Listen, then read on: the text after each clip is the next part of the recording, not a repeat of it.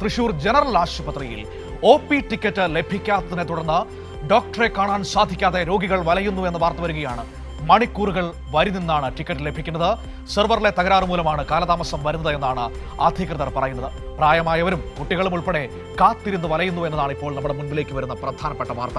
തൃശ്ശൂരിൽ നിന്ന് നോക്കൂ, ഒരു സർക്കാർ ആശുപത്രിയിൽ ചെന്നാൽ ഡോക്ടറെ കാണാൻ മണിക്കൂറുകൾ കാത്തു നിൽക്കേണ്ട അവസ്ഥയിലേക്ക് നമ്മുടെ സംസ്ഥാനം എത്തിയിരിക്കുന്നു, സർക്കാർ ആശുപത്രികൾ എത്തിയിരിക്കുന്നു. നോക്കാം തൃശ്ശൂർ ജനറൽ ആശുപത്രിയിൽ എന്താണ് നടക്കുന്നത്. സാരംഗ് തൃശ്ശൂരിൽ നിന്ന്. Sarang, good morning. സാരംഗ്, എന്താണ് തൃശ്ശൂർ ജനറൽ ആശുപത്രിയിൽ സംഭവിക്കുന്നത്? ഈ സെർവർ തകരാറ് ഇങ്ങനെ അനന്തമായി നീണ്ടുപോവുകയാണോ? ക്യൂ നിന്ന് വലയുകയാണോ സാധാരണക്കാരായ മനുഷ്യർ ഡോക്ടറെ കാണാനായി?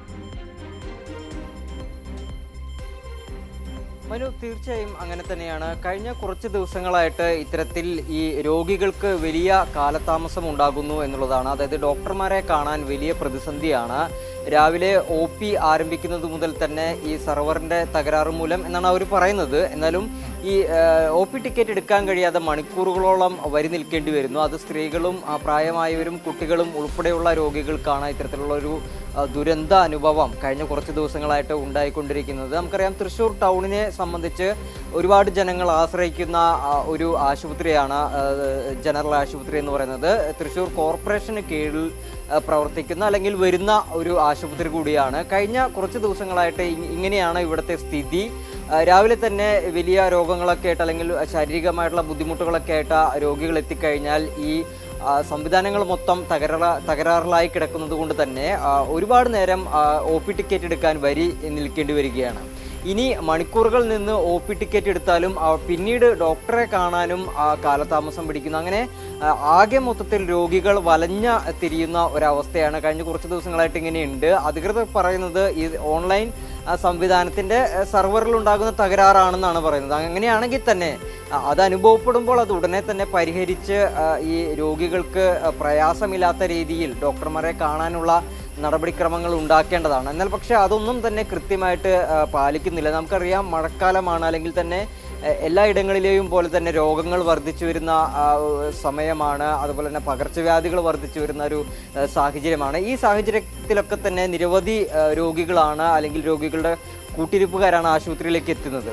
അപ്പോൾ ഈ സെർവർ തകരാറിലാവുമ്പോൾ തന്നെ ചെയ്യേണ്ട മറ്റൊരു നടപടി എന്ന് പറയുന്നത് മറ്റൊരു കൗണ്ടർ കൂടി തുറന്ന് ഈ രോഗികൾക്ക് യാതൊരു വിധത്തിലുള്ള പ്രയാസവുമില്ലാതെ സംവിധാനങ്ങൾ ഒരുക്കേണ്ടതാണ്. പക്ഷേ അങ്ങനെ മറ്റൊരു കൗണ്ടർ തുറക്കാനോ ഈ അധികൃതർ തയ്യാറാകുന്നില്ല എന്നുള്ളതാണ് പ്രധാനമായിട്ടും ഈ രോഗികൾ തന്നെ ആരോപിക്കുന്നത്. അതോടൊപ്പം തന്നെ ഈ വരുന്ന രോഗികൾക്കും കൂട്ടിരിപ്പുകാർക്കും മതിയായ രീതിയിൽ ഇരിക്കാനുള്ള അല്ലെങ്കിൽ വിശ്രമിക്കാനുള്ള ഇരിപ്പിടങ്ങൾ പോലും കൃത്യമായിട്ടില്ല. എന്തായാലും കോർപ്പറേഷൻ ഭരിക്കുന്ന UDF ഭരണസമിതിയാണ് ഇതിലൊക്കെ കൃത്യമായിട്ട് ഇടപെടേണ്ടത്. പക്ഷേ അത്തരത്തിലുള്ള ഒരു ഇടപെടലൊന്നും ഈ കോർപ്പറേഷൻ ഭരണസമിതിയുടെ നേതൃത്വത്തിൽ ഉണ്ടാകുന്നില്ല.